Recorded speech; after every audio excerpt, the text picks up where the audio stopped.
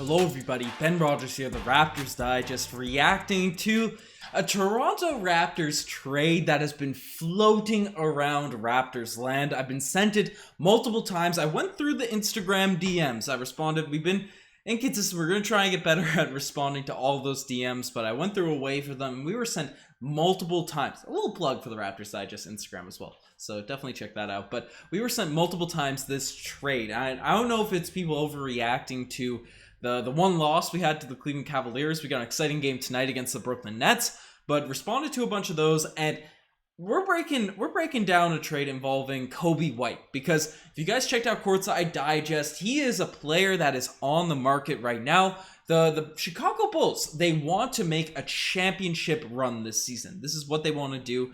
They signed in DeMar DeRozan, Lonzo Ball, and who else? They traded for Nikola Vucevic last season, Alex Caruso this year, and they've been looking really strong. But unfortunately for them, they lost Patrick Williams due to injury, so he's likely out for the entire season.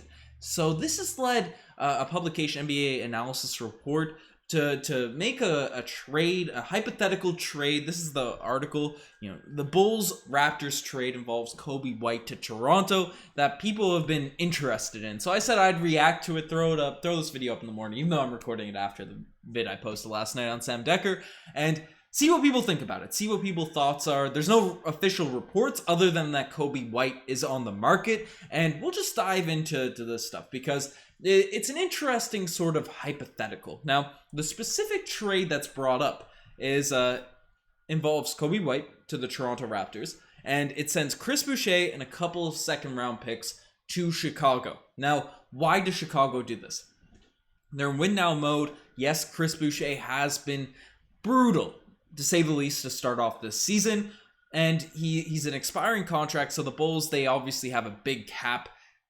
They have a massive cap right now with money, not max money, but big money put into, as I mentioned, Lonzo, Levine, DeMar, and Vucevic already, and then Caruso coming off the bench, and we'll see what occurs. So Boucher's an expiring contract. If he plays well, then maybe he's worth keeping around, worth paying. But if he isn't, it's a low-risk move to fill that power forward void now that Patrick Williams is gone. So that's why the Bulls may be interested. And obviously, they look at the Raptors last season. Obviously, Chris Boucher was a lot stronger last year, to say the least, and hope that he bounces back after a slow start to this year. So that's why the Chicago Bulls do it. Also, they keep a couple of second-round picks. And the Toronto Raptors, they do it. Well, this is the Toronto Raptors side of things is the most important stuff. So I think the Bulls might accept this, even though Coby White is a young, valuable prospect. But we'll look at Coby White. Tell me if it's crazy for the Bulls to even consider a deal such as this. But Coby White himself, about 15 points per game last season, around 36% from the field. Now, I know what you're thinking. Small guard. We have Fred VanVleet. We have Malachi Flynn, who can't even get on the court. Right? Why would the Raptors bring him in? I thought Coby White from the eye test, just watching him play, was max 6'3". But according to Basketball Reference, 6'5" for Coby White at the point guard position. So he could easily, he almost fits into the long boy status in terms of playing guys that are bigger for their positions. So Coby White could definitely play that role. And he's a young guy. He fits the timeline. And I guess we made a video on it a few days ago. I threw Dragic in the thumbnail because he's an important discussion in this, because clearly we thought we were getting another guard in return this season with Goran Dragic, but he just hasn't lived up to the expectations a lot of people probably had from him coming into this year.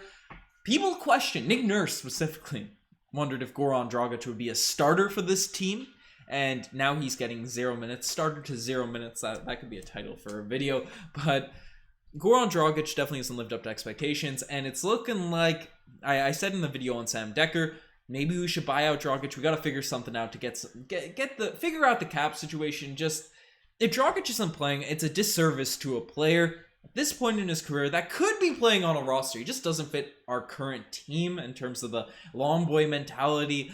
If you're not playing defense, you're not out there on the court, and that's not Dragic's strength at this point.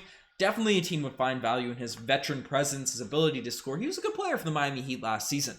So I feel bad having Dragic on the roster, but if he's out, there is room for another guard in our rotation. Now, maybe you might argue Delano Banton has filled that void, or Malachi Flynn should get more minutes if we do get rid of Dragic, and those are all fair points. But if it's for Chris Boucher, who is a free agent at the end of the season anyways, who has struggled to really fit in this season. Now, I don't want to give up on Boucher just yet because it's dumb to trade low on a player. That's the motto. Masai Ujiri rarely does it.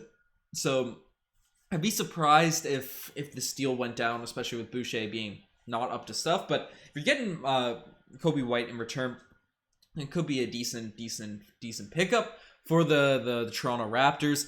However, will he get minutes? Because the guard position right now is very bloated for the Toronto Raptors. But if you think about it, especially where the Raptors are in a situation right now where, as I've said consistently on this podcast, top 4 seed. I want to see the Toronto Raptors as a top 4 seed, and they're playing like it. They beat the Cavaliers. Well, they were the 4th seed in the Eastern Conference going into that game against Cleveland, and we'll see how they perform in the next upcoming games. But Coby White, especially this year, is more established than Malachi Flynn and Delano Banton, and he's still young. He has room to grow. So he'd probably fill that backup guard slot very well, and then especially if injuries occur, if something goes down, then we still have Malachi Flynn and Delano Banton fighting for those minutes. I think they'll be fighting for minutes regardless at this point. And you could even make an argument that Coby White, with his ability to finish, his decent 3-point shot, and his potential to step forward, obviously we haven't seen him this season due to the fact he's been injured, but he probably could be up there over a Svi Mihailuk, which might be a hot take because he's played very well as of late. But Coby White is a really promising young pick. He was a lottery pick that hasn't disappointed early in his career. So that's a piece if he's available, especially for a guy that might not fit. Siakam coming back now, less minutes there in the front court. We have Precious, Birch, all these guys in the front court. Scotty Barnes has played in those power forward positions. OG Anunoby, Yuta Watanabe coming back as well. There's a lot of guys fighting for those minutes up there. So maybe just upgrading your talent potentially. Take a risk on a younger guy than Boucher. I know Boucher feels like a young player due to the fact he's only been in the league a few seasons, but he's 28, 29.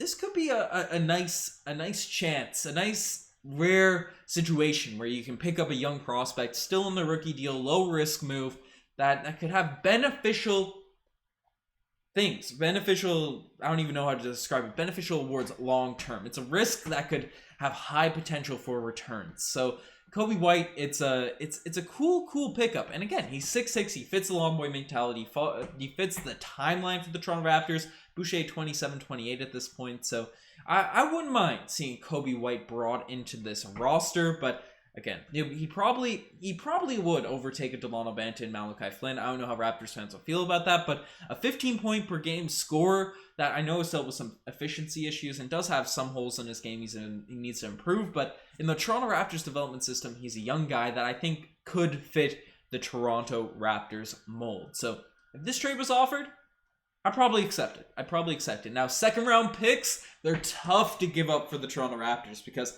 we've seen what Masai Ujiri can do with a couple second round picks.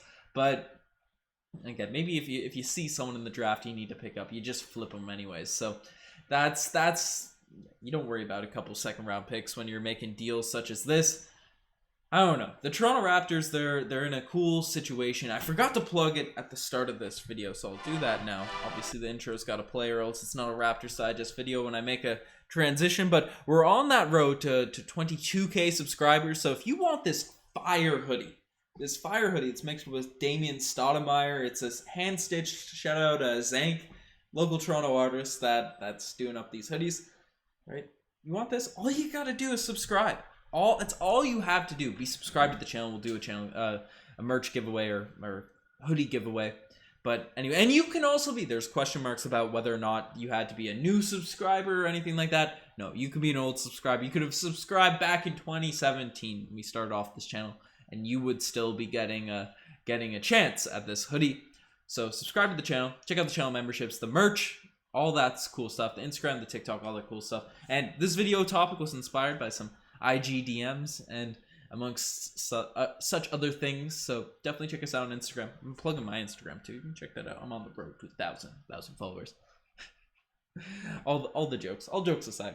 Anyways, I'm signing out. Check out Rikers too. Rikers been in the DMs. I respond to all of my personal DMs. I'm a bit better at those than the Raptors Digest, honestly, but Rikers been off the DM scene, but apparently he's back at it. So we're plugging our own IGs now. Gotta get that influencer status, right? If you're this far deep in the video, may as well. I'm gonna start posting more if I get more followers. Once I hit 1,000 followers, I'll start getting some mean posts going. I don't even know what I'm talking about. You guys are the best. I'm signing out. Cheers.